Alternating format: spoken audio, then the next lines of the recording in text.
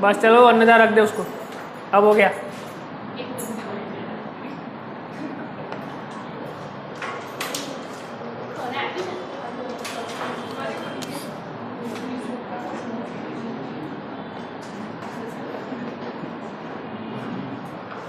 अब चैप्टर का नाम क्या है?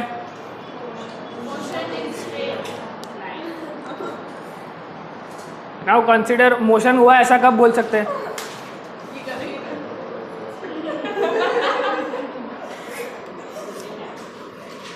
कब बोल सकते हैं?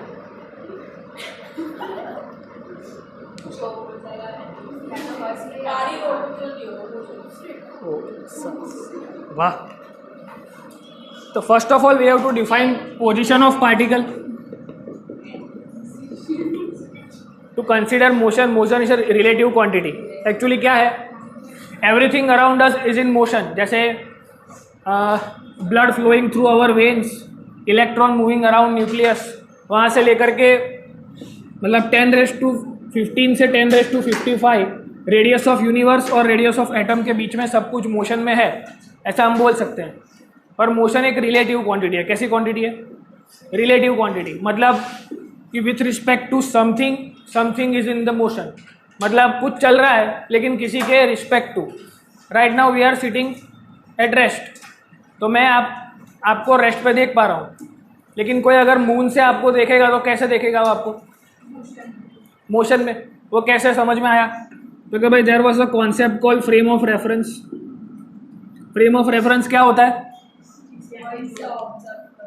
From where the observer is observing the observation about the motion. क्या बोलना है? From where the observer is observing the motion up, मतलब जहां से ऑब्जर्वर मोशन को ऑब्जर्व कर रहा है, that is called frame of reference. There is no such rule to decide frame of reference. मतलब इसको हम ऐसे एग्जाम्पल की तरह देख सकते हैं कि किसी फ्रेंड को अगर हम इसको, जब ये 12th पास करके बड़ौदा छोड़ के जाएगी, तो जो आप सब लोग इसको सी ऑफ करने जाओगे तो ये ट्रेन में बैठेगी और उसके साथ उसका बैग होगा, तो आप सबको खुशी होगी कि अनरा जा रही है। तो उसके लिए उसकी बैग रेस्ट पे होगी because you are in the train. और कोई बाहर खड़ा होकर तेरे पे हंस रहा है तो उसके लिए बैग मोशन में होगी कि रेस्ट पे होगी? मोशन में होगी।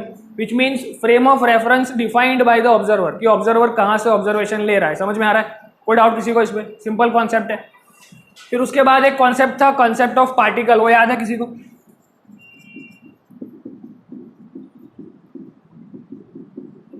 When do we use concept of particle?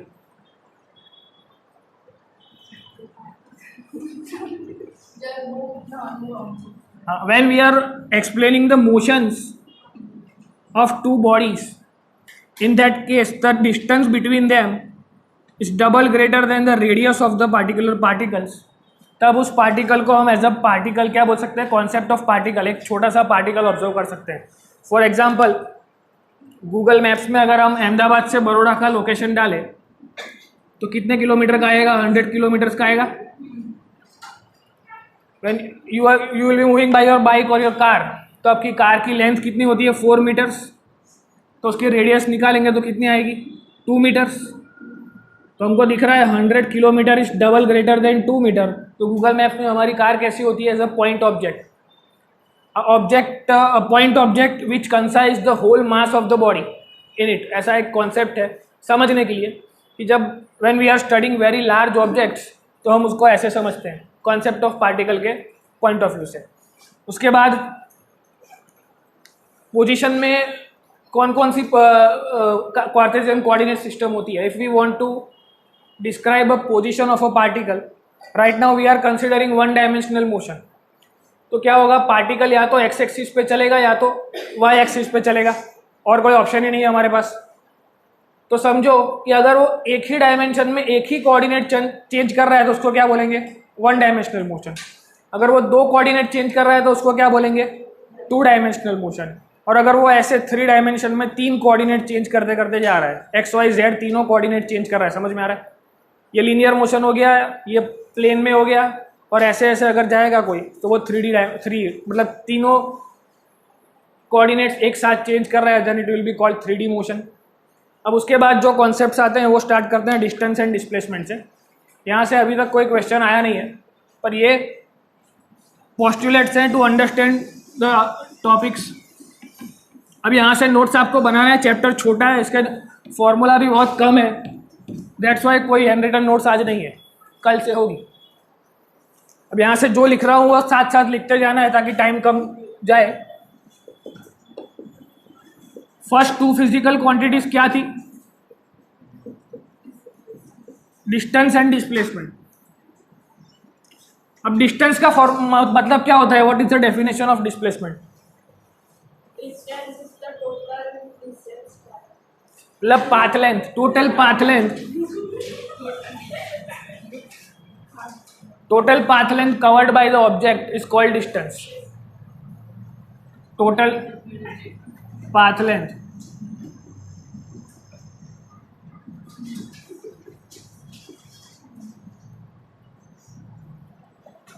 उसके बाद ये वेक्टर क्वांटिटी थी कि स्केलर क्वांटिटी थी? स्केलर का मतलब क्या होता है? मतलब it can only take positive value. फिर क्या होता था इसके लिए? उसका यूनिट मीटर, और डायमेंशनल एनालिसिस बनाना है तो कल बनाया था वैसे L1। अब डिस्प्लेसमेंट के बारे में बताओ।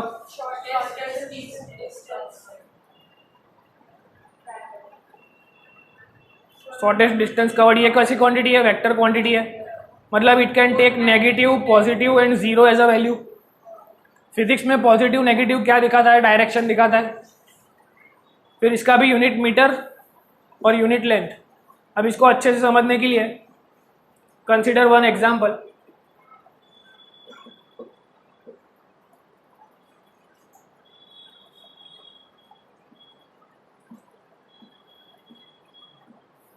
If someone is moving at path ABC, then find the distance and displacement for this particular case. क्या आएगा डिस्टेंस और क्या आएगा डिस्प्लेसमेंट? वो जा रहा है A B से C तक, A से चालू किया, B पे पहुंचा, फिर C पे पहुंचा, तो 3 + 4 7 मीटर बोल दो इसको, तो x डिस्प्लेसमेंट बन जाएगा AC का। तो ये पाइथागोरस दिख रहा है, तो 3 4 5 से हो जाएगा, तो डिस्प्लेसमेंट भी मिल जाएगा 5 मीटर्स। क्लियर है? कोई डाउट इसमें किसी को? नाउ कंसीडर अनदर एग्जांपल, ये आपको सॉल्व करना है।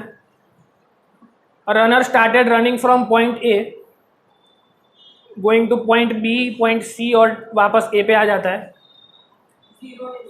रेडियस इज R, क्या हुआ? हाँ। Then find the distance and displacement. Distance को D बोल रहे हैं, डिस्प्लेसमेंट को X बोल रहे हैं। For the path AB, AC, AD and AA, ये चारों पाथ के लिए क्या डिस्टेंस होगा, क्या डिस्प्लेसमेंट होगा?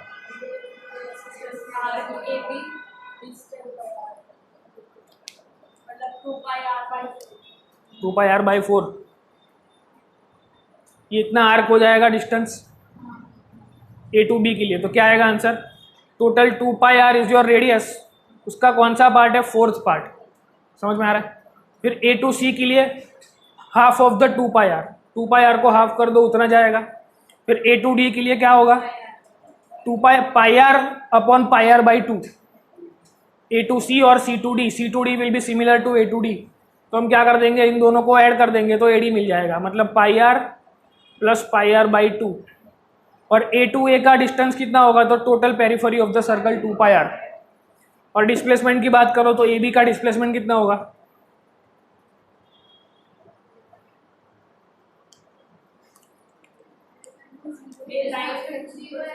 अभी अभी जो करा है वही करना है, सिमिलर सिचुएशन इस तरह। रेडियस R बोल दिया है, तो ऐसा हो जाएगा R। If this is R and R, तो ये बन जाएगा √2R, तो ये आ जाएगा √2R। और A to C R + R, diameter बोल सकते हैं या फिर 2R बोल सकते हैं। फिर A to D के लिए सिमिलर सिचुएशन लाइक AB, वो भी √2R ही होगा। और A to A final point minus initial point, तो डिस्प्लेसमेंट क्या हो जाएगा? 0। समझ में आ गया क्या करना है? मतलब फॉर एनी सर्कुलर ट्रैक आपको अगर पूछे कोई भी पाथ के लिए तो आपको समझ में आ जाएगा। देर आर 8 पर्टिकुलर फॉर्मूलाज जिसको डिराइव याद करना नहीं है। हम समझ सकते हैं डायलेक्ट अगर रेडियस दी हुई है तो रेडियस का आंसर लिखो, पाई हमको पता है, 2 पता है, 4 पता है, तो डायरेक्ट डिस्प्लेसमेंट मिल जाएगा। सिंपल है। और अगर ऐसा कुछ दे दिया है तो क्या होगा?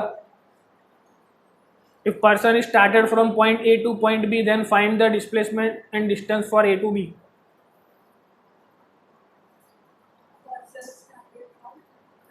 Point A going to point B, then find the distance for this particular aspect.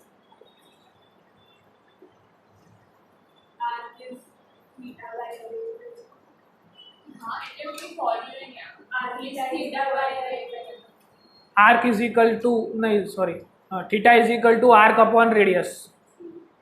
That was the formula. अब इसमें क्या होगा, एंगल आपको डिग्री में दिया होगा, लेकिन डिग्री वाला एंगल इस फॉर्मूला में नहीं चलता। This formula is only true for radian angle. तो फटाफट से इतना नोट करो, फिर वेलोसिटी पे चलते हैं।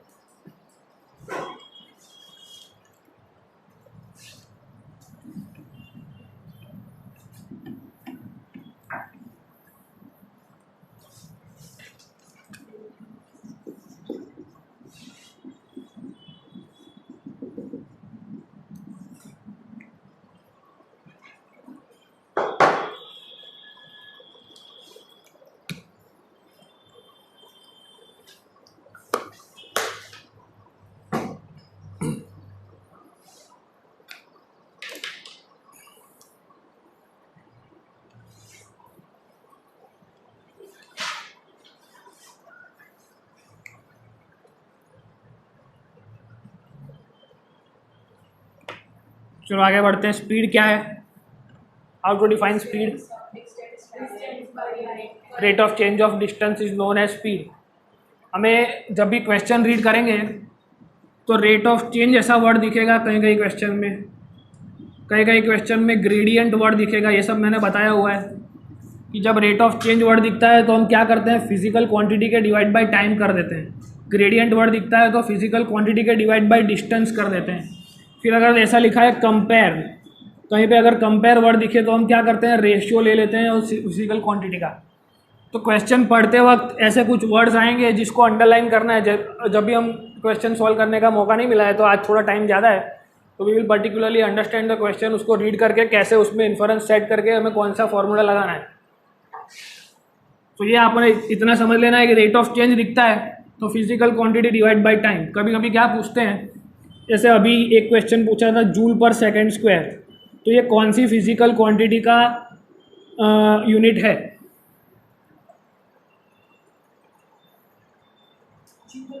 Second square.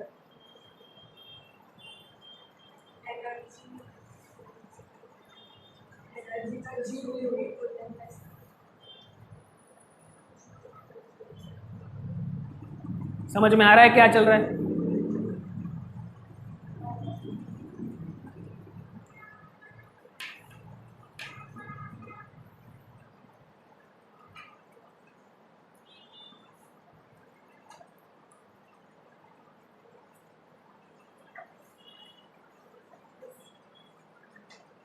बोल लिस्टा क्या आएगा इसमें?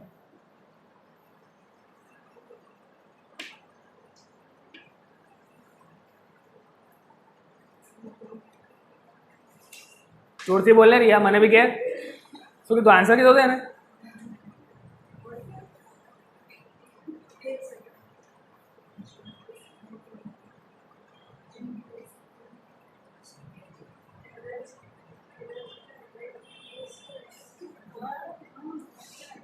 देखो इधर ध्यान दो, पावर का फॉर्मूला क्या होता है, work done per unit time, कि कितना वर्क किया कितने टाइम में, इतना हमको आता है।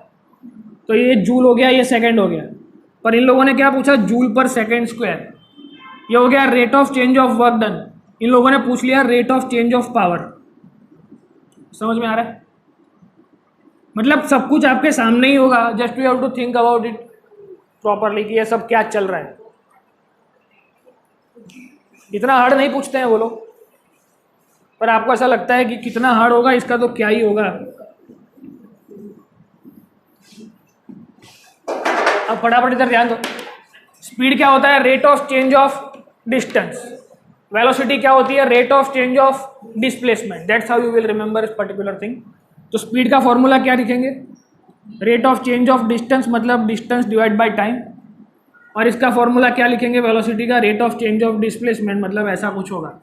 सिंपल है. अब नाउ कंसीडर एवरेज वेलोसिटी और एवरेज स्पीड के क्या फॉर्मूला होंगे. अब एक फॉर्मूला है जो डिराइव करना है, पर हम डेरिवेशन में टाइम नहीं डालेंगे अभी. एवरेज वेलोसिटी का एवरेज स्पीड का फॉर्मूला क्या होता है? Total distance upon total time.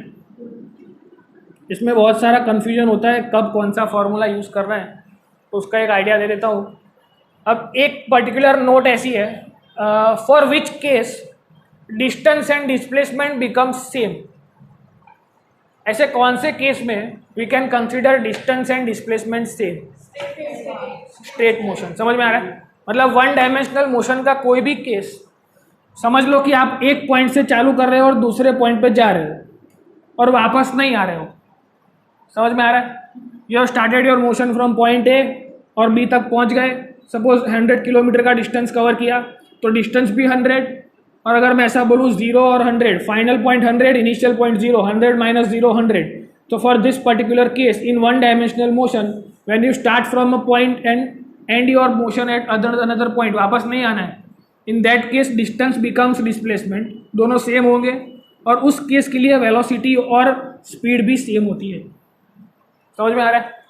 तो इसके ऊपर से बहुत सारे क्वेश्चन बनते हैं. इसको बाजू में लिख लेना एज अ नोट कि when a person starts moving from a point और वो एक जगह पे जाके रुक जाता है, तो उस केस में हम क्या बोलेंगे? डिस्टेंस डिस्प्लेसमेंट सेम, वेलोसिटी और स्पीड भी सेम. अब यहाँ पे ऐसा बोला है कि a person covers d1 d2 and d3 up to distances with the speed of v1 v2 and v3. अब जब हमारे पास टाइम का कोई इन्फॉर्मेशन ना दिया हो, हमें ऐसा बोला हो कि इतने डिस्टेंस कवर कर रहा है इतनी इतनी स्पीड से, तो एवरेज वेलोसिटी का फॉर्मूला क्या बन जाएगा? मतलब आपको 4 या 5 फॉर्मूला ऐसे हैं जो सिर्फ याद कर लेना है कि if this is the case then this will be the formula. समझ में आ रहा है? तो अगर टाइम नहीं है तो हम क्या करेंगे? इस फॉर्मूला में से टाइम को एलिमिनेट कर देंगे. नॉर्मल फॉर्मूला क्या होता है? टाइम इज इक्वल टू, इधर ले जाऊंगा मैं तो डिस्टेंस अपॉन वेलोसिटी बन जाएगा. मतलब अभी के जो केस में मैं बोल रहा हूँ वो डिस्टेंस वेलोसिटी सब सेम है. समझ में आ रहा है? कोई डाउट किसी को इसमें? तो जब ऐसा केस है कि भाई a person is covering different distances with different velocities, then what will be the formula of average speed? तो एवरेज स्पीड का फॉर्मूला क्या बन जाएगा? d1 plus d2 plus d3 up to so on upon, नीचे time को eliminate कर देंगे because we don't have time right here. तो मैं क्या करूंगा? Time is equal to d1 by v1 plus d2 by v2 up to so on. तो that will be the formula for average speed in this case. समझ में आ गया? और now consider another formula where we have given velocity and time.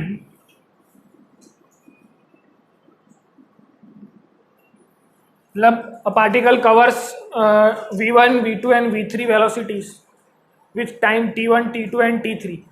अब हमको distance का कोई इंफॉर्मेशन नहीं है, तो हम क्या करेंगे? इसी फॉर्मूला में डिस्टेंस को एलिमिनेट करेंगे. समझ में आ रहा है?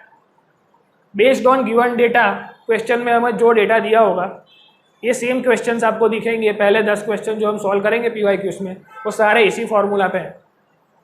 तो शांति से इसको देख लो कि जब डिस्टेंस और वेलोसिटी दिया है, टाइम का कोई इन्फॉर्मेशन नहीं है तो टाइम को एलिमिनेट करो. जब वेलोसिटी टाइम दिया है, डिस्टेंस का कोई इन्फॉर्मेशन नहीं है तो डिस्टेंस को एलिमिनेट करो. समझ में आ रहा है? कैसे? और डिस्टेंस को हटाएंगे तो क्या आएगा? Velocity into time. तो एवरेज स्पीड का फॉर्मूला क्या हो गया?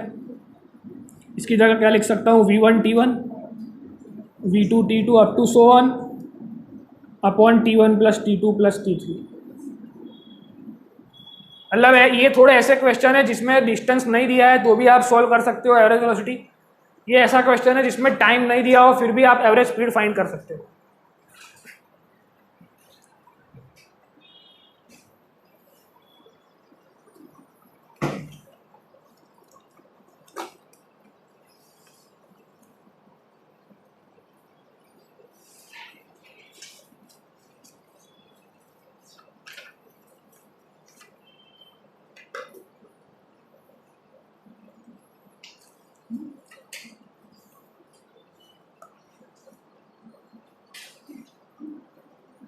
और दो केस हैं, एक पूरा अलग है, वो कराना पड़ेगा, वो डिराइव करके ही करना पड़ेगा, नहीं तो मैं उसका केस दे देता हूँ कि उसमें क्या क्या होगा तो क्या करना है। अब एवरेज स्पीड का एक और फॉर्मूला है, जब डिस्टेंस जो भी कवर किया वो सेम है, if a person started from one point two the another point, और ये d/2 डिस्टेंस जो भी उसने कवर किया वो सेम है, या फिर d1 d2 जो भी उसने डिस्टेंस कवर किया वो सेम है d, तो for that formula will B 2v1 v2 upon v1 plus v2। तो एवरेज वेलोसिटी के अभी तीन केसेस आए हमारे पास कि जब टाइम ना गिवन हो तब ये फॉर्मूला, डिस्टेंस ना गिवन हो तो ये फॉर्मूला, और जब पूरे पाथ का दो टुकड़े कर दो दोनों डिस्टेंस सेम हो तो वेलोसिटी विल बी दिस। और स्पीड कुछ भी बोल सकते हैं, बिकॉज वो एक जगह से दूसरी जगह जा रहा है, तो या तो वेलोसिटी पूछ ले या स्पीड पूछ ले, फॉर्मूला विल बी सेम।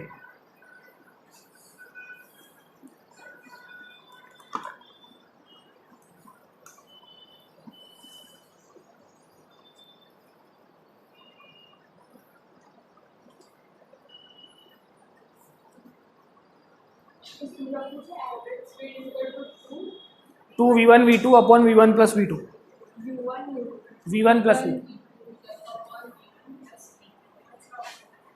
अभी तक हमने एक्सेलरेटेड मोशन नहीं पढ़ा है, तो अभी तक वो फॉर्मूला अभी तक आया नहीं है।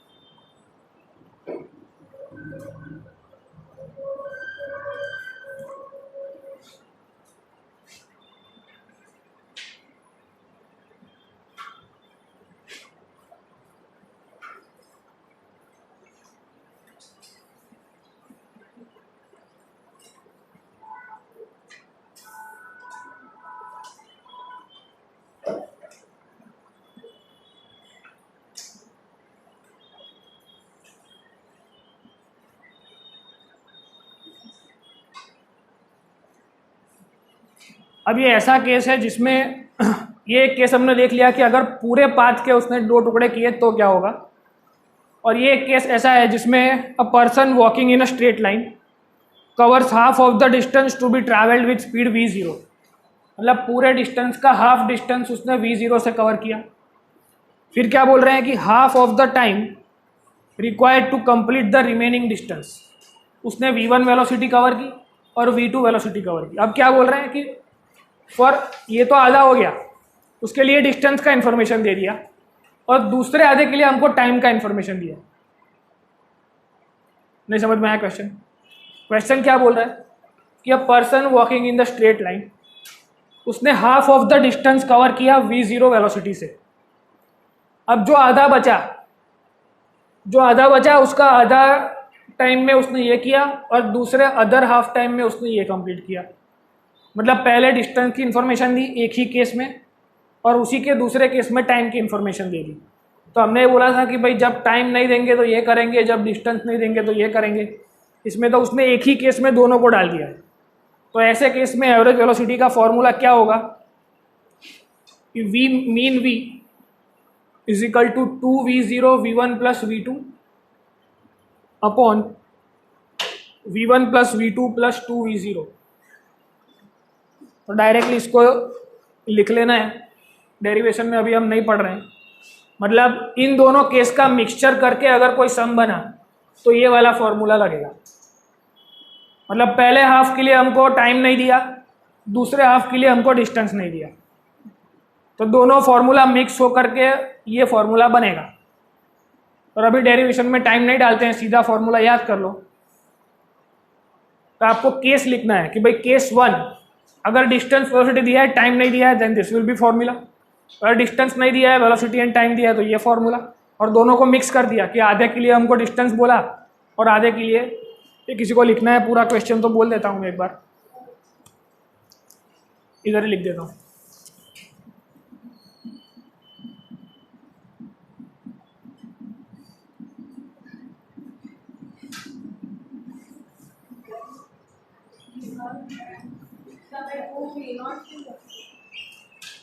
V0 સ્ટાર્ટિંગની વેલોસિટી ઇનિશિયલ V0 છે એટલે कि पहले का आधा हाफ उसने V0 वेलोसिटी का कंप्लीट किया, फिर दूसरा हाफ जो बचा उसमें हाफ ऑफ द टाइम में V1 स्पीड और दूसरे हाफ ऑफ द टाइम में V2 स्पीड.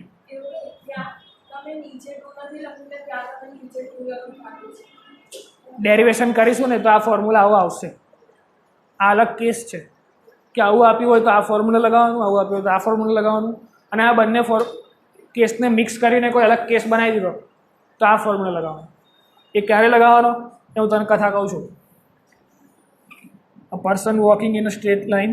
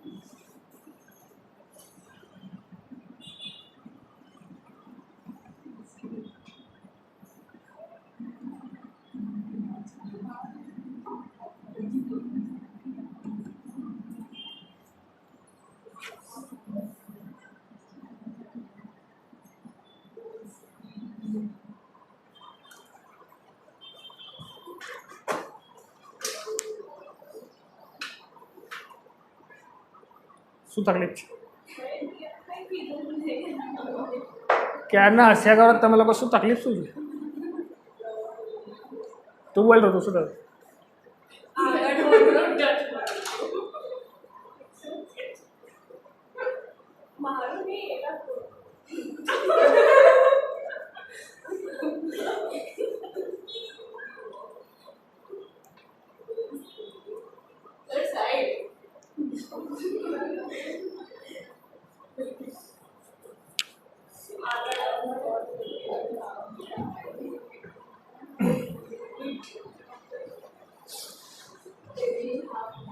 तो ये सारे एवरेज वेलोसिटी और एवरेज स्पीड के फॉर्मूला बन सकते हैं फॉर दिस केस. यहाँ से हमने स्टार्ट किया कि अगर कोई स्ट्रेट लाइन में चालू करता है और कहीं पे पहुँच जाता है, ये सारे केस उसी के बन रहे हैं. सिंपल है.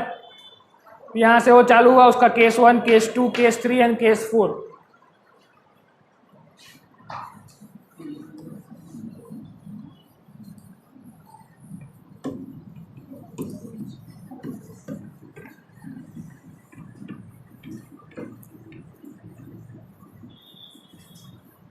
From this chapter 1 question is guaranteed.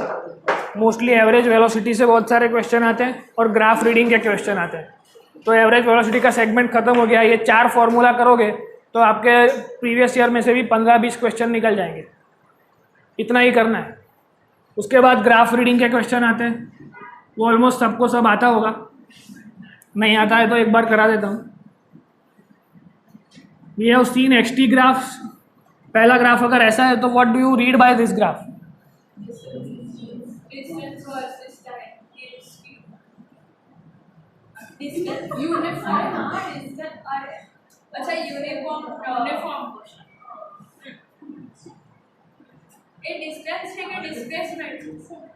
જે માનવું એ માને. For this chapter we can consider distance displacement same. तो पैसा उड़वा जो बात पर तो 2 साल से क्या कर रहे हो तुम लोग? इधर ध्यान दो. टाइम इंक्रीज हो रहा है पर पार्टिकल वही का वही है. तो what is the inference of this graph? कि मोशन नहीं हो रहा है, वो रेस्ट पे है. नहीं એનો વાંક નથી. આ અન્નદા એને કન્ફ્यूज करना है. બધો વાંક આનો જ. तो क्या हो रहा है? इधर रेस्ट है.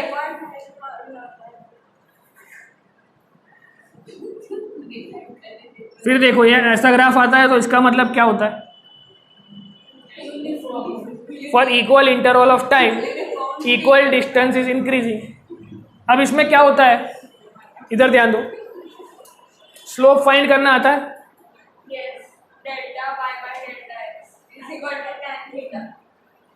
और टेन थीटा की जरूरत नहीं है। एक्चुअली स्लोप का मतलब क्या होता है, angle made with the x axis, उसको बोलते हैं स्लोप, बराबर है। तो अब यहाँ पे देखो, इसका अगर मैं स्लोप निकालूं, angle made with the x axis ऐसा, तो स्लोप क्या बनेगा, y2 minus y1 upon x2 minus x1। तो y एक्सिस पे कौन है और x एक्सिस पे कौन है, इधर डिस्प्लेसमेंट है इधर टाइम है, तो डिस्प्लेसमेंट अपॉन टाइम क्या मिलता है, वेलोसिटी या फिर स्पीड। मतलब इन्फरेंस क्या हुआ, xt ग्राफ का स्लोप वेलोसिटी देता है, समझ में आया कि the slope of xt graph gives us velocity. अगर मैं ऐसा बोल दूं कि slope of distance time graph, तो मिल जाएगा स्पीड, सिंपल है। अब उसमें बहुत सारे वेरिएशन हो सकते हैं, क्वेश्चन डायरेक्टली ऐसा बन सकता है कि इसका स्लोप क्या है, तो कभी 0 डिग्री, समझ में आ रहा है। तो स्लोप 0 मतलब वेलोसिटी भी 0, मतलब ग्राफ का रीडिंग भी हमको समझ में आ रहा है कि पार्टिकल रेस्ट पे है, फॉर्मूला से कर रहे हैं तो भी 0 आ रहा है, और मैथमेटिकल स्लोप से फाइंड करूं तो भी 0 आ रहा है, समझ में आ रहा है। और क्या हो सकता है, ऐसा फॉर्मूला हो सकता है कि डिस्टेंस ऐसे डिक्रीज हो रहा हो, मतलब ये तुम 0 से स्टार्ट करके कहीं पे जा रहे हो और जहां पहुंच गए हो वहां से वापस घर पे आ रहे हो, समझ में आ रहा है। और उसके बाद कौन सा ग्राफ हो सकता है, इस ग्राफ का मतलब क्या हुआ,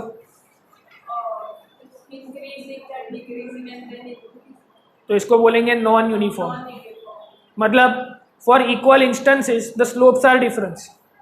यहाँ पे स्लोप पॉजिटिव है, यहाँ पे स्लोप नेगेटिव है, मतलब इसमें ऐसा भी पूछ सकते हैं, इसमें नाम दे देंगे ऐसे ABCD, फिर बोलेंगे कि कौन सी पर्टिकुलर पाथ के लिए वेलोसिटी या नेगेटिव में आएगी, तो आपको समझ में आ जाएगा कि BC स्पीड के लिए, बिकॉज BC का स्लोप नेगेटिव में आएगा तो BC का वेलोसिटी नेगेटिव में होगा, समझ में आ रहा है। क्या पूछ लिया,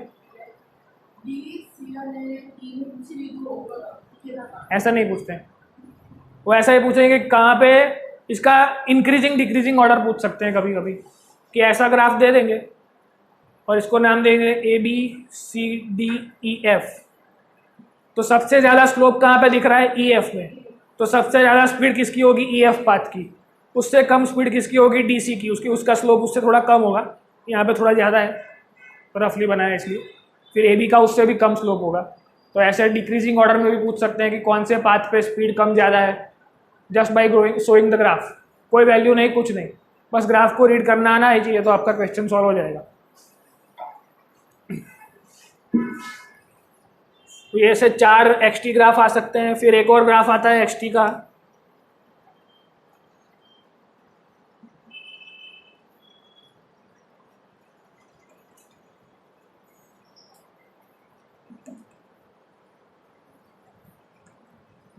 इसका मतलब क्या होगा,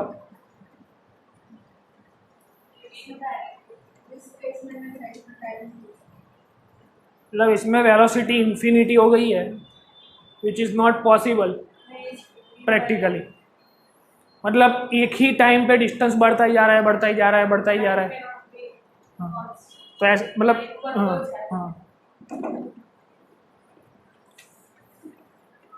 तो ऐसे ग्राफ भी दे सकते हैं बहुत सारे कि कौन सा ग्राफ पॉसिबल है, कौन सा नहीं है, ऐसे भी क्वेश्चन आते हैं। फिर दूसरे कौन से ग्राफ पॉसिबल हैं, XT में एक और ग्राफ पॉसिबल है, ये किसका ग्राफ है,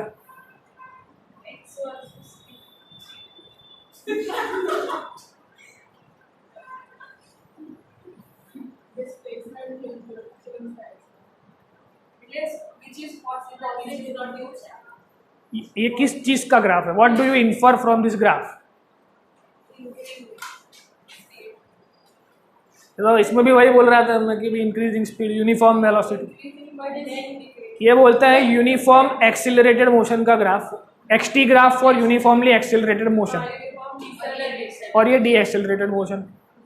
मतलब ये हमने ऐसा सीखा था कि x का डिफरेंशिएशन करोगे with respect to time then you will get velocity, और उसका डिफरेंशिएशन करोगे again with respect to time then you will get acceleration, और यहाँ से उसका इंटीग्रेट करते हुए आओगे सांप लगाते लगाते तो वापस डिस्प्लेसमेंट तक पहुँच जाओगे। तो इसमें तीन चीज़ें हैं, या तो आप फॉर्मूला से कर सकते हो, या तो आप प्रैक्टिकल एग्जाम्पल से सॉल्व कर सकते हो, और या फिर ग्राफ से कर सकते हो। जैसे काइनेमेटिक इक्वेशन ऑफ मोशन जो होते हैं उसको सॉल्व करने के बहुत सारे तरीके हैं।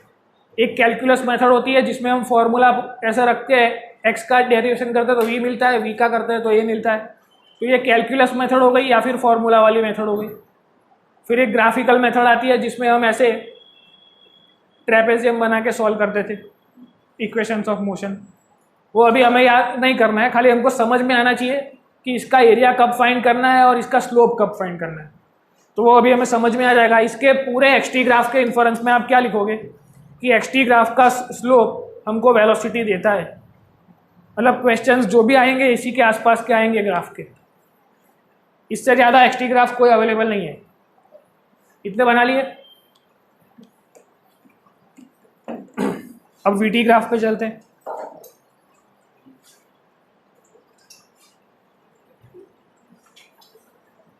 अब वीटी ग्राफ भी सेम बन सकते हैं जैसा पहला बनाया वैसा, तो इसका मतलब क्या होगा? बोलवा ना, खोटो नहीं लगा, खोटो तो खोटो बोलो। हाँ,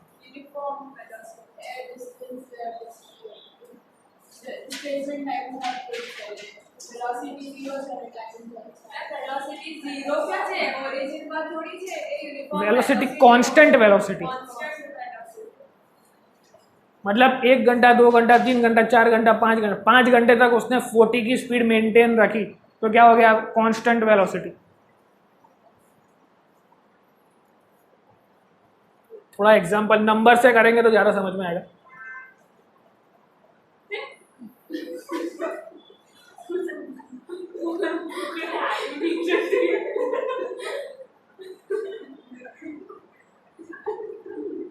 अब इसका मतलब क्या हुआ?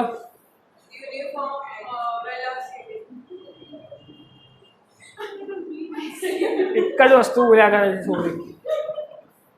Uniform accelerated motion. ये देख, पहली सेकंड पे उसकी स्पीड 1 मीटर पर सेकंड, दूसरी सेकंड पे उसकी स्पीड 2, तीसरी पे 3, चौथी पे 4, मतलब हर सेकंड पे 1 मीटर पर सेकंड का स्पीड बढ़ रहा है, तो इसको बोल सकते हैं यूनिफॉर्मली एक्सेलरेटेड मोशन। ग्राफ को अंडर एस्टिमेट मत करना, एक क्वेश्चन इसमें से आता ही है। मतलब कुछ का सीखना नहीं है, ग्राफ का अंडरस्टैंडिंग सीखो कि how you are reading this graph. फिर इसका जो मतलब है वो फॉर्मूला से भी करके देखो क्या आता है, फॉर्मूला से भी इसको सॉल्व करके देखो। Suppose we are considering this particular thing कि कोई इंसान 40 किलोमीटर पर आवर की स्पीड से चल रहा है और 5 घंटे तक चल रहा है, तो कितना डिस्टेंस उसने कवर किया होगा? वेलोसिटी दी है 40 किलोमीटर पर आवर, और बोल रहा हूँ कि इसने यही स्पीड से 5 घंटे तक मोशन किया 1 डायमेंशन में, तो उसने कितना डिस्टेंस कवर किया होगा?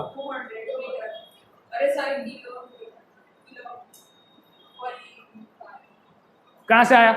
Velocity is equal to distance upon time, तो distance is equal to velocity into time, तो 40 इंटू 5 करूंगा तो आएगा 200 किलोमीटर।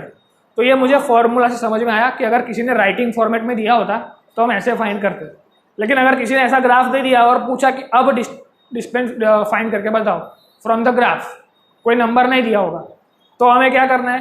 5 घंटे तक मोशन किया उसने, तो इसको पैरेलल एक लाइन बना सकता हूँ, इसके पैरेलल इधर। तो अगर वीटी ग्राफ का एरिया फाइंड कर दूं तो क्या हो जाएगा? रेक्टेंगल का area length into breadth. Length पे कौन है? 5 आवर्स, लेंथ पे 5 आवर्स, ब्रेथ पे कौन है? 40 किलोमीटर पर आवर। तो भी उसका ग्राफ से भी आंसर कितना आया? 200 किलोमीटर। मतलब यहाँ से हमारा इन्फरेंस क्या निकला? वहाँ से जो लाइन लिखी थी हमने, एक्सटी ग्राफ का स्लोप वेलोसिटी देता है, तो यहाँ पे हम क्या एक और लाइन ऐड करेंगे कि एरिया ऑफ वीटी ग्राफ क्या देता है हमें? डिस्टेंस। मैं कभी कभी डिस्टेंस को वेलोसिटी के साथ बोल रहा हूँ, कभी कभी स्पीड को डिस्टेंस के साथ बोल रहा हूँ। तो आपको समझना है कि जब वन डायमेंशन में एक जगह से दूसरी जगह जा रहे हैं तो सब कुछ सेम ही है, कुछ फर्क नहीं पड़ता है।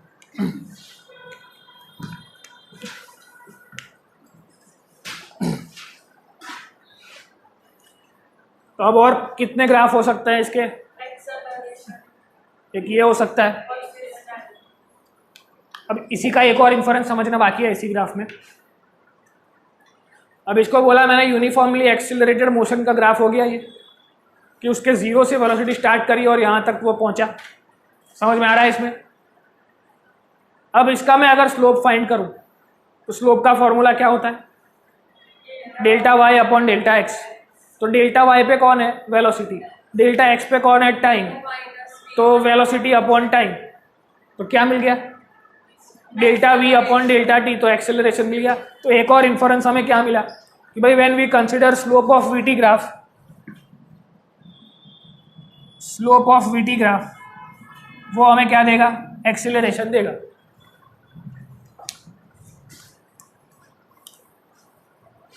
ये यूनिफॉर्मली एक्सेलरेटेड का ग्राफ है और ये यूनिफॉर्मली डी एक्सेलरेटेड का ग्राफ है।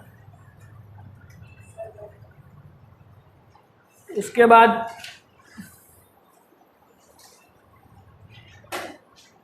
ये सारे ग्राफ तो बना लिया, निकाल दो इसको।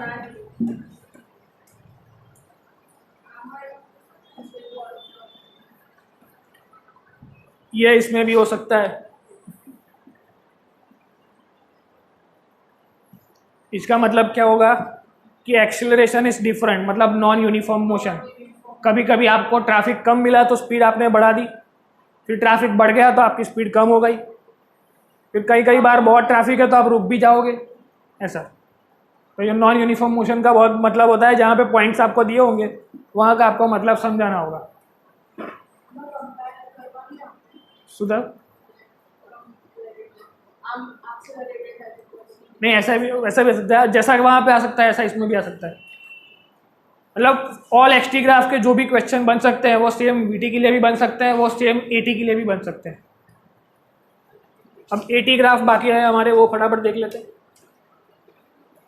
इन्फरेंसेस शायद तीन ही है, ये तीन ही आपको यूज करने आएंगे कि भाई किस ग्राफ का स्लोप क्या देता है। अगर फोर्स एंड टाइम ग्राफ दिया हुआ है चैप्टर नंबर 6 में तो उसका भी एक क्वेश्चन बनता है कि एफटी ग्राफ का स्लोप क्या देता है। वैसे इम्पल्स ऑफ फोर्स, तो ऐसे बहुत सारे क्वेश्चन सारे चैप्टर में ग्राफ वाले बनते हैं।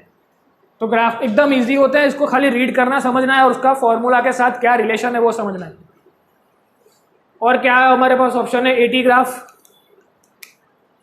एक्सेलरेशन टाइम में भी ये सारी पॉसिबिलिटीज हैं कि अगर ऐसा हुआ तो, ऐसा हुआ तो,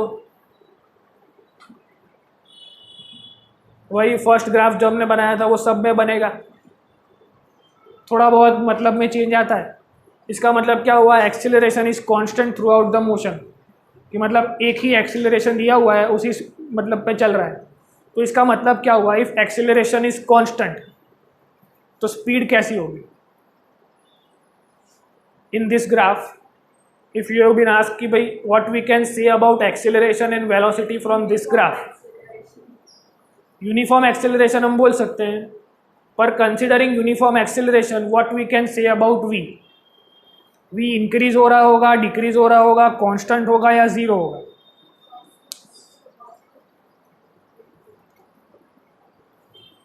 एक्सेलरेशन के मायने क्या होते हैं? वेलोसिटी अपॉन टाइम, मतलब सम मीटर पर सेकंड। समझ में आ रहा है? मतलब कुछ वेलोसिटी पर सेकंड या तो इंक्रीज हो रही है, कुछ वेलोसिटी पर सेकंड या तो डिक्रीज हो रही है। मतलब when we are saying retardation तो वेलोसिटी कम हो रही है, when we are saying acceleration तो वेलोसिटी बढ़ रही है। और अगर एक्सीलरेशन कांस्टेंट है उसका मतलब क्या हुआ? इफ आई एम सेइंग कि एक्सीलरेशन इज 2 मीटर पर सेकंड स्क्वायर, मतलब हर सेकंड में 2 मीटर पर सेकंड की वेलोसिटी बढ़ रही है। समझ में आ रहा है? तो if acceleration is constant then velocity is always increasing, not constant, not decreasing। समझ में आ रहा है? मतलब यूनिफॉर्म एक्सेलरेशन है तो वेलोसिटी बढ़ रही है, बिकॉज वेलोसिटी का एक्सेलरेशन का नंबर मैंने फिक्स कर दिया कि 2 मीटर पर सेकेंड स्क्वायर, मतलब हर सेकेंड में 2 मीटर पर सेकंड की स्पीड बढ़ रही है। समझ में आ रहा है? तो एक ही एक्सटी ग्राफ का मतलब अलग होता था, सेम दिखता था ग्राफ लेकिन उसका मतलब अलग था। वीटी ग्राफ भी सेम दिखता है लेकिन मतलब अलग है, और एटी ग्राफ भी सेम दिखता है लेकिन मतलब अलग है। समझ में आ रहा है? तो उसका मीनिंग लिख लो कि इसमें से क्वेश्चन कैसे आएंगे। तो क्या एक्सेलरेशन का इन्फो हम यहाँ से ले पाएंगे, फिर उसके ऊपर से हमको पूछा होगा what we can say about velocity, what we can say about displacement at the particular point A to B, या इसके अंदर ए टू बी दे दिया है, उसके लिए क्या कर सकते हो। फिर एवरेज एक्सेलरेशन का एक फॉर्मूला है,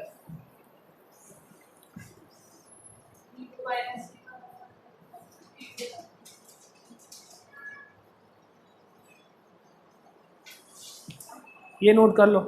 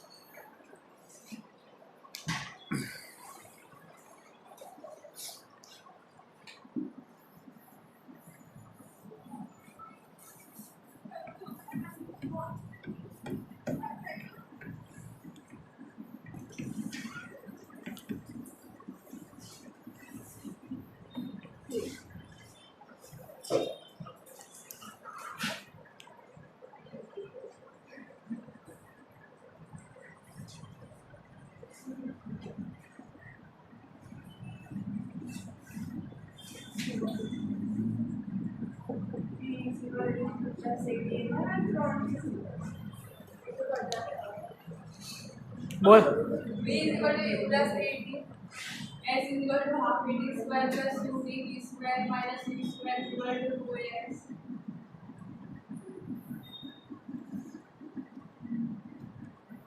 So these are the three equations of motion for kinematic equations for uniformly accelerated motion. ये कहाँ से आते थे? यूनिफॉर्मली एक्सेलरेटेड मोशन, मतलब यू से इनिशियल वेलोसिटी स्टार्ट करी, कहाँ तक पहुँचे, वी तक पहुँचे, कितने टाइम में, टी टाइम में, ऐसा हो रहा था। फिर यहाँ से इसको हमने ज्वाइन कर दिया ऐसे, यहाँ से इसको ज्वाइन कर दिया ऐसे। तब ये कौन सा ग्राफ है? एक्चुअली में वीटी ग्राफ है, velocity time graph. So we know that if I want to find the velocity time graph में से डिस्टेंस मतलब डिस्प्लेसमेंट, तो मैं क्या करूँगा, area of triangle plus area of square. समझ में आ रहा है? फिर अगर वेलोसिटी है, एक्सेलरेशन चाहिए तो क्या करूँगा, इसका स्लोप ले लूँगा तो एक्सेलरेशन मिल जाएगा। फिर फर्स्ट की वैल्यू सेकंड में डालूंगा तो ये थर्ड इक्वेशन मिल जाएगा। ये सब डिफरेंस डेरिवेशन की बातें हैं पर वो हमने करना नहीं है। एक और फॉर्मूला आता है एस एन का, वो कराता हूँ पहले। इसमें से अपन वो कर लेते हैं कि भाई काइनेमेटिक इक्वेशन अंडर ये यूनिफॉर्मली एक्सेलरेटेड मोशन के लिए हुए। अब for any motion under the gravity, under the influence of gravity,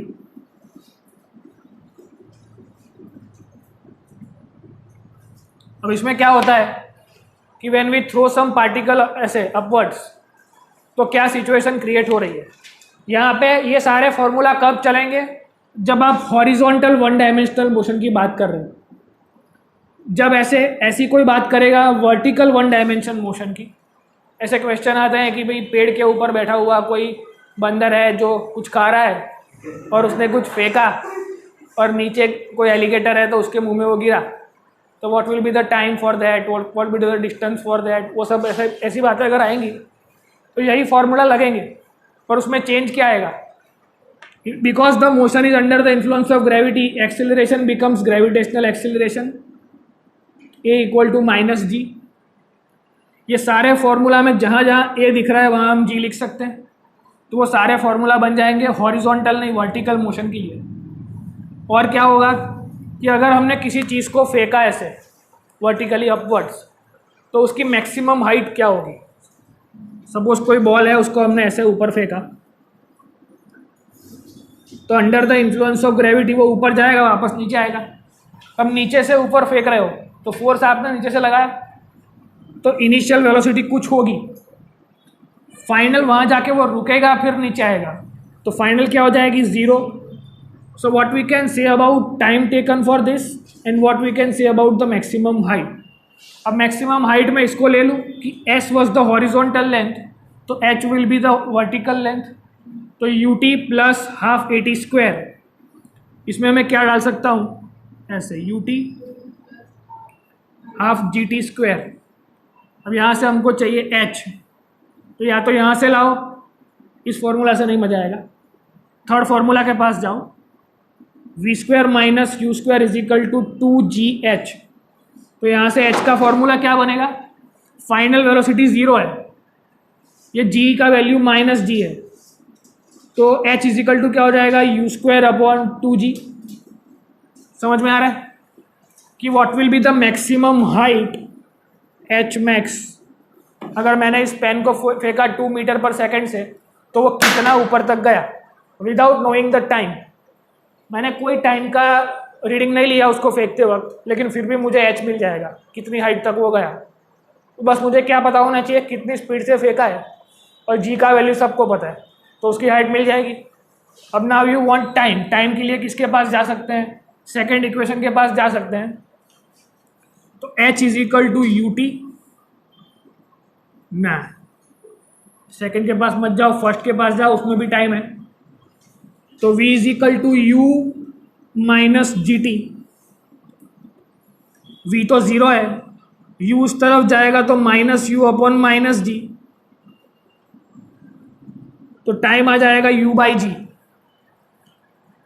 समझ में आ रहा है, कोई डाउट किसी को इसमें, कहाँ से है एमिल। इसका मतलब क्या हुआ, acceleration is equal to velocity upon time. Time चाहिए तो हम क्या कर सकते हैं, वेलोसिटी अपॉन एक्सीलरेशन, ऐसा ही कुछ किया है। For gravitational acceleration a is g and speed is u। तो for kinematic equation under the acceleration for horizontal things ये वाला ऊपर वाला case, and for vertical things ये वाला केस, हाइट मिल जाएगा, टाइम मिल जाएगा।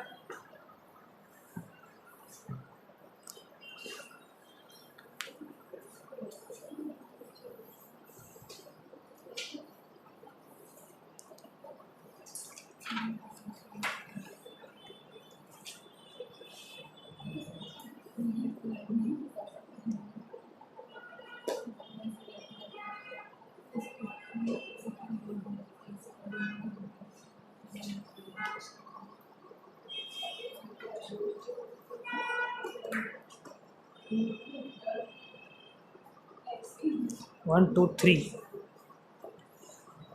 4 फॉर्मूला बाकी है बस, उसके बाद चैप्टर हमारा खत्म हो जाएगा। फिर रिलेटिव वेलोसिटी का एक कॉन्सेप्ट है, फिर हम स्टार्ट कर देंगे सम सॉल्व करना।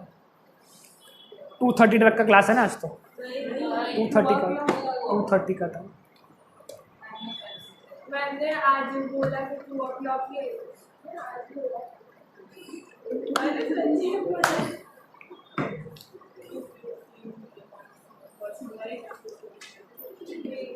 पर कितनो इजी चैप्टर છે આજે तो। क्या हुआ, आवड़े છે तने।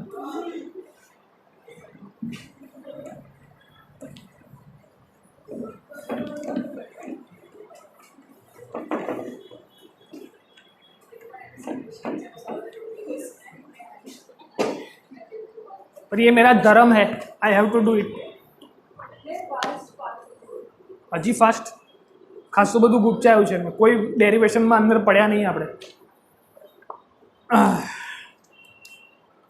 अब हॉरिजॉन्टल मोशन में एक और फॉर्मूला है कि distance covered by after nth second, तो उसका फॉर्मूला है v0 नहीं v प्लस a/2 2n-1 कि डिस्टेंस आफ्टर nth सेकेंड, कि कितना डिस्टेंस होगा आफ्टर nth सेकेंड, कि अगर मोशन चल रहा है तो 10 सेकेंड बाद वो कहाँ पे होगा, तो उसका फॉर्मूला ये है S N is equal to V plus A by two two N minus one. उसके बाद एक और फॉर्मूला है जो बुक में नहीं है, लेकिन उसको मैं आपको समझा देता हूँ क्या कहना चाहता हूँ कि if body moves with uniform acceleration, कि body moves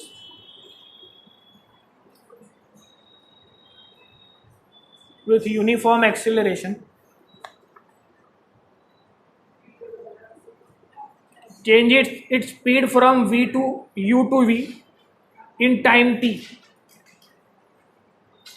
then velocity of midpoint of this particular motion can be given as u square plus v square by 2 in root. उधर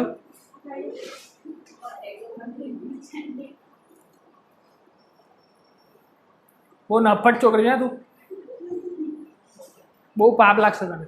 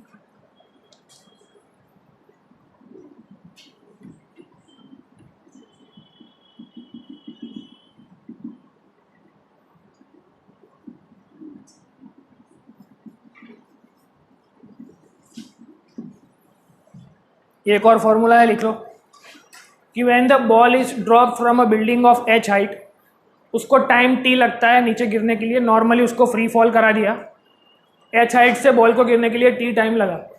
और उसी एच हाइट की बिल्डिंग से दो अलग अलग ball लिए, एक को अपर डायरेक्शन में फेंका, एक को नीचे फेंका. एक को यू वेलोसिटी से फेंका, दूसरे को वी से फेंका. पहले को नीचे पहुंचने में t1 टाइम लगा, दूसरे को t2 टाइम लगा. और पूछा वो कंपैरिजन बिटवीन द टाइम्स, तो डायरेक्टली ये फॉर्मूला लग जाएगा कि ये टाइम दिया होगा और ये दिया होगा तो एक मिल जाएगा. समझ में आ रहा है? तो डायरेक्टली अगर किसी फ्री फॉल कंडीशन का अगर सम दिया हुआ है तो डायरेक्ट ये फॉर्मूला लग जाएगा, सीधा आंसर आ जाएगा. हैं? अब एक लास्ट फॉर्मूला,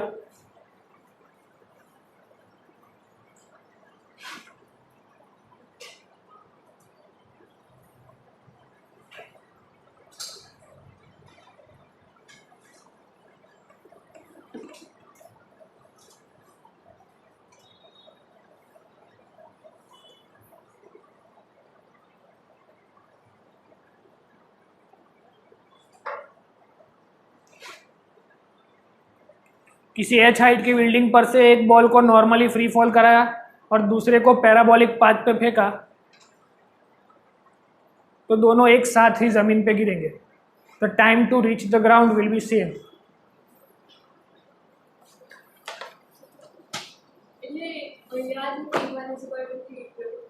नहीं, ये तीसरा अलग केस है. ये पूरा अलग, ये फर्स्ट फॉर्मूला जो उसके साथ जाता है, ये दूसरा फॉर्मूला वो भी उसके साथ जाता है, और ये फ्री फॉल की कंडीशन वो किस ग्रेविटी के साथ जाती है. समझ में आ रहा है? ये दोनों फार्मूला ऊपर वाले के साथ, हॉरिजॉन्टल वाले के साथ, और नीचे वाले दोनों केस इस पर्टिकुलर ग्रेविटी के साथ. उसके बाद लास्ट टॉपिक रिलेटिव वेलोसिटी, और उसके बाद we can move forward to sums.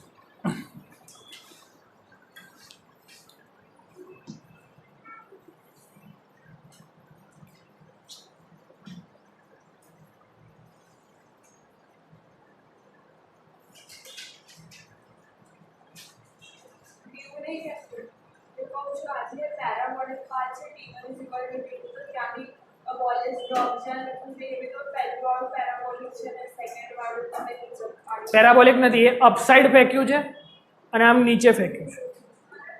કોઈ વેલોસિટીથી આમ ઉપર ફેંક્યું અને કોઈ વેલોસિટીથી આમ નીચે ફેંક્યું,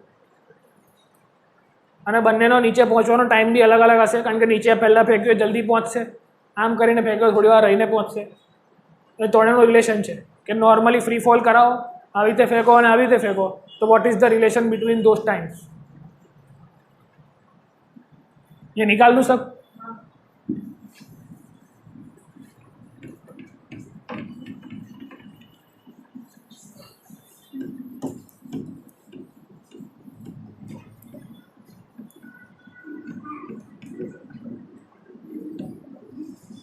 शीट सबके पास पहुंच गई है?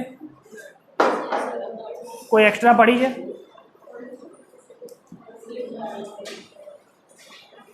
कोई एक्स्ट्रा हो तो क्या पहुंची है? मળી ગઈ તને? પણ એક્સ્ટ્રા હશે કે નથી?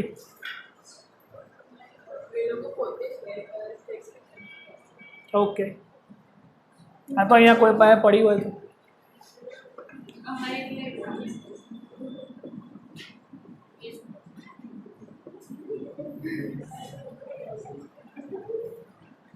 ना पढ़वाना 100 बहाना। रिलेटिव वेलोसिटी में क्या होता है?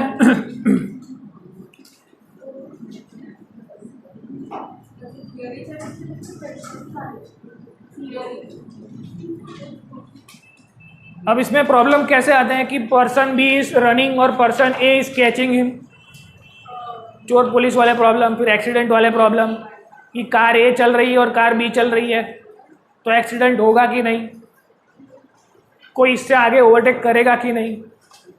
तो these are the questions asked from this particular topic. अब समझो दो लोग एक साथ दौड़ रहे हैं और इसको उसको पकड़ना है तो क्या होना चाहिए? ए की वेलोसिटी बी से ज़्यादा होनी चाहिए। तो फॉर्मूला क्या बनेगा? V A minus we b. इसका मतलब है velocity of a with respect to B.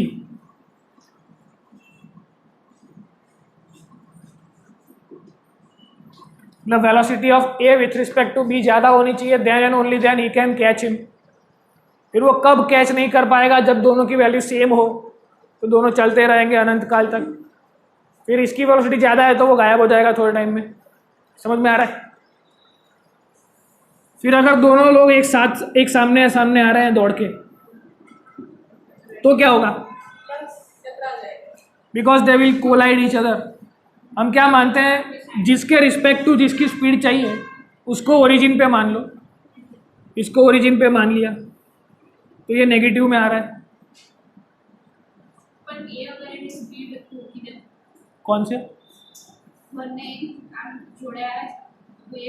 અત્યારે હીરો હિરોઈન દોડીને આવે છે, કોઈ એક જણ ઊભો રહી જાય તો પેલો આમ કરીને ઊભો રહી જાય એટલે પેલી આવી જશે।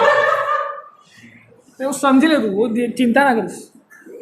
अब V A minus minus we B ऐसा फॉर्मूला होगा, बिकॉज इसके ऊपर अगर मैं ओरिजिन रखूँ तो ये माइनस आ रहा है, तो V A minus of minus we B. समझ में आ रहा है क्या हो रहा है? दैट्स पहले okay. Consider origin on the, मतलब साइन कन्वेंशन लगाना है हमको। तो V A minus we B plus, पर એવું ગોખી નહીં લેવાનું। અમુક વાર વેલ્યુમાં પ્લસ માઇનસ હશે તો કન્ફ્યુઝન થશે। एक सम मैंने कराया था जिसमें बहुत सारे रिलेटिव वेलोसिटी थी। एक कार के ऊपर कोई उल्टा भाग रहा था, एक कार सामने थी, वहाँ से कोई उसको पत्थर मार रहा था। मतलब ऐसा 4-5 केस एक साथ आएंगे तो इसकी वेलोसिटी इसके रिस्पेक्ट टू बहुत लंबा हो जाएगा। तो उस केस में ऐसे ही करना पड़ेगा, जिसकी वेलोसिटी फाइंड कर रहे हैं उसके ऊपर ओरिजिन मान लो और साइन कन्वेंशन वहाँ से समझो कि अगर ये प्लस एक्स में जा रहा था तो ये माइनस एक्स में आ रहा था, तो वी ए प्लस और वी बी माइनस होगा। और रिलेटिव वेलोसिटी का फॉर्मूला क्या है? V A minus we b, तो v minus of minus we b, that's why v a plus v b will be your answer. और practically सोचे तो अगर हम 100 की स्पीड से जा रहे हैं और सामने से भी कोई 100 की स्पीड से आ रहा है कार लेके, तो हमारी स्पीड उसमें ऐड हो जाएगी। हमको लगेगा कि वो 200 की स्पीड से आ रहा है। समझ में आ रहा है? हम अपने आप को रेस्ट पे मान लेंगे और हमारी स्पीड भी उसको मिल जाएगी, तो 100 तो 200 लगेगा हमको। समझ में आ रहा है?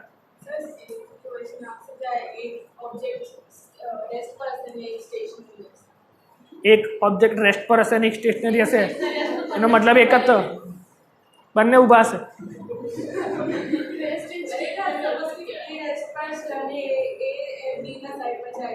तो એવું ચાલે। तो फॉर्मूला विल बी सेम। अगर वी बी रेस्ट पे है तो इसका वैल्यू 0 हो जाएगा। तो velocity seen by b of a जो एक्चुअल उसकी होगी वही वो देखेगा।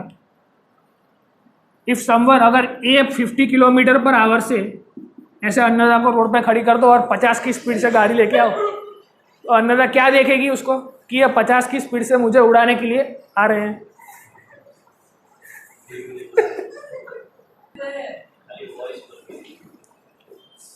पकड़ना क्यों है? संतोष था क्या तुम्हें? लिख लो ये दोनों case.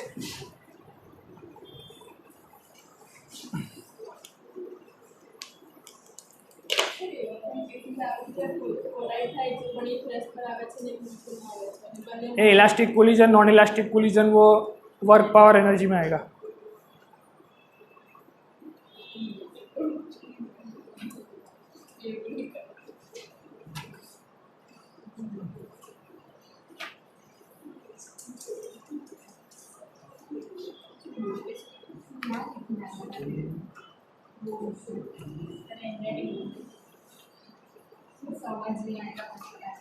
Almost everything is covered, कुछ बाकी नहीं है।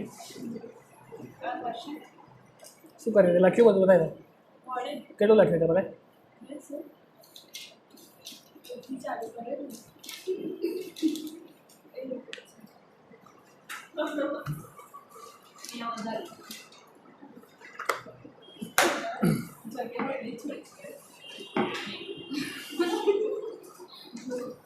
बस चलो अब शीट निकालो।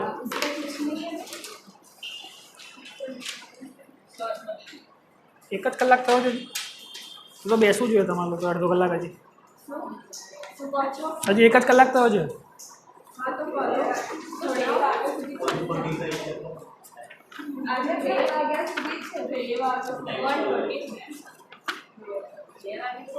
वन 30 થઈ જાય છે તો બહુ ટાઈમ છે।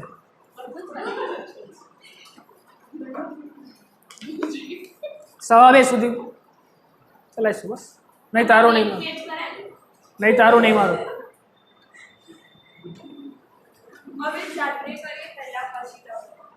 પહેલા 10 આવડી જ જશે, બધું અંદરનું જ છે, જે કરાવ્યું એ જ છે બધું। ક્વેશ્ચન નંબર 1 देखो।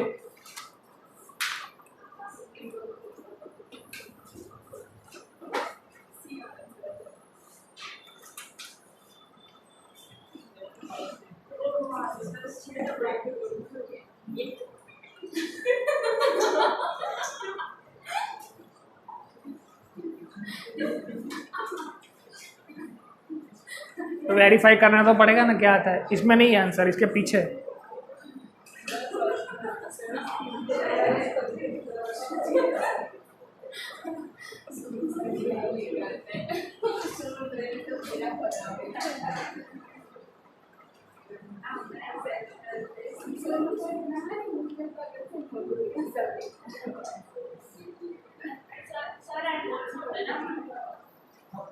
जेरोक्स करावा आप ही दईशु सर काले पीडीएफ मोकली दो कि मैंने आंसर्स तो खाली क्वेश्चन मोकलीને छोड़ દીધું। मोकल से आंसर भी मोकल से हमने कही दईशु અને મેથડ બી સર ઓકે આગળના વારે કે ઉપર से फिर मोकली देજો ત્યારે જ મોકલે। બહુ ખુન્નસ છે ને, આવું જ અપાઈ દઈશું। મગજમારી ઓછી થાય, ટેન્શન નહીં આવું, એક વારમાં બધું હોય હાથમાં। સ્ટાર્ટ કરીએ છીએ તમે क्वेश्चन 1 में क्या करोगे कि particle covers half of its total distance with speed v1, then rest half with speed v2, तो उसकी एवरेज स्पीड क्या होगी। सेम क्वेश्चन में अगर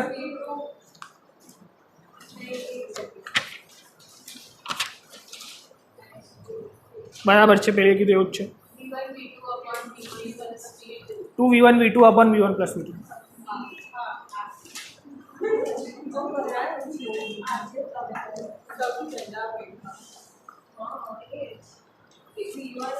सी उसका आंसर है।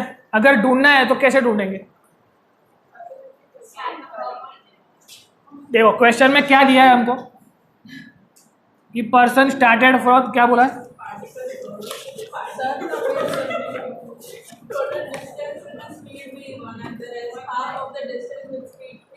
मतलब हमको डिस्टेंस और वेलोसिटी दो ही इन्फॉर्मेशन दी है, टाइम नहीं दिया है। तो पहला फॉर्मूला जब कराया था एवरेज स्पीड का, उसमें बोला था कि when time is not given, तो आप क्या करोगे? टाइम को एलिमिनेट कर दोगे फॉर्मूला में से,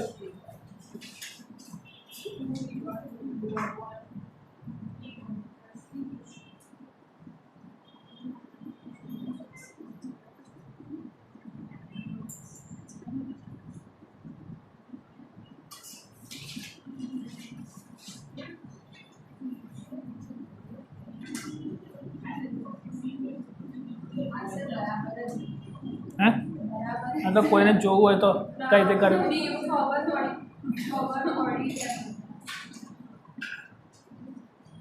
अब इसको सॉल्व करोगे तो आंसर आ जाएगा आपका 2v1v2 upon v1 plus v2.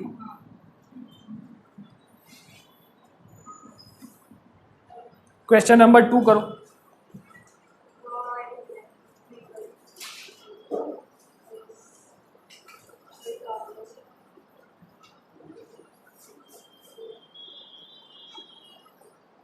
Almost 10 तक सारे आंसर आपको आ जाएंगे.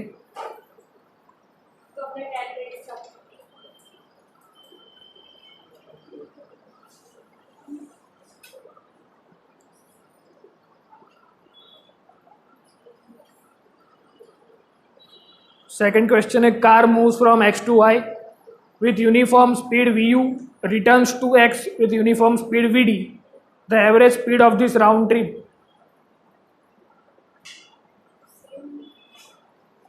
बराबर.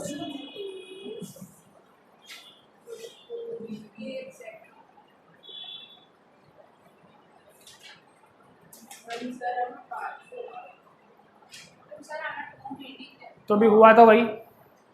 अगर x to x total d distance है. Okay okay.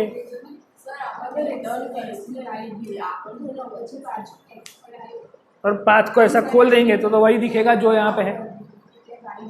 x to y जा रहा है तो इसको मैं ऐसा कर दूँ, वापस y to x जा रहा है तो उसको ऐसा कर देंगे तो x y x ये बन गया पूरा.